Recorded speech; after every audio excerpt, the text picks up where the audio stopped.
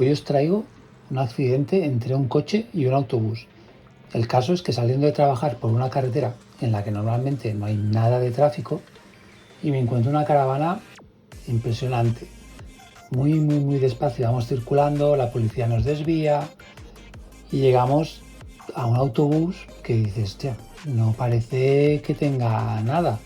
Pero claro, vemos ambulancias, más policía y vemos aquí un coche chafado por detrás, una persona en camilla.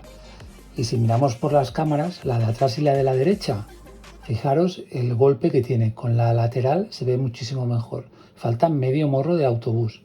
Así que ya sabéis, ir con precaución en la carretera y a cuidaros. Hasta ahora.